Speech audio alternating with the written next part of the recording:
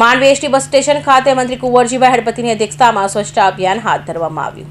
Mandvi ST bus stand ખાતે સરકારશ્રીની guideline મુજબ આજરોજ આદિજાતિ વિભાગના મંત્રી કુંવરજીભાઈ હળપતિના અધ્યક્ષસ્થાને સ્વચ્છતા અભિયાન હાથ ધરવામાં આવ્યું હતું, જેમાં માંડવી ડેપો મેનેજર રોશનીબેન ગાંધી તેમજ તેમના કર્મચારીગણ તેમજ કાર્યકરો મિત્ર જોડાઈને સ્વચ્છતા કરવામાં આવી હતી, જેમાં માંડવી એસટી તંત્રના કર્મચારી ધાર્મિકાબેન પરમારે દ્વારા સ્વચ્છતા અંગે સુંદર નાટક રજૂ કરવામાં આવ્યું હતું।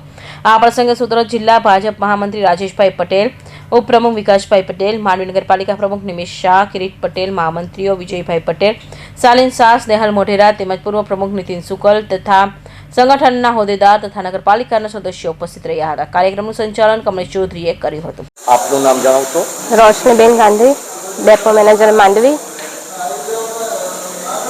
હાલમાં ચાલી રહેલ સ્વચ્છતા હી સેવા પખવાડિયા અંતર્ગત આપણે અહીં બસ સ્ટેશન ખાતે માનનીય મંત્રી સાહેબ શ્રી તેમજ નગરપાલિકાના નિમેશભાઈ શાહ પ્રમુખશ્રી તેમજ અન્ય અમારા સ્ટાફના એસટી સ્ટાફના કર્મચારીઓ તેમજ અહીં ઉપસ્થિત સૌ નગરપાલિકાના કર્મચારીઓ સાથે રહી બસ સ્ટેશન ખાતે બસ સ્ટેશનને સ્વચ્છ રાખવા માટે સ્વચ્છતાનો કાર્યક્રમ કરેલ અને અમારા ડેપોના કર્મચારીઓ દ્વારા નાનું નાટક રજૂ કરેલ।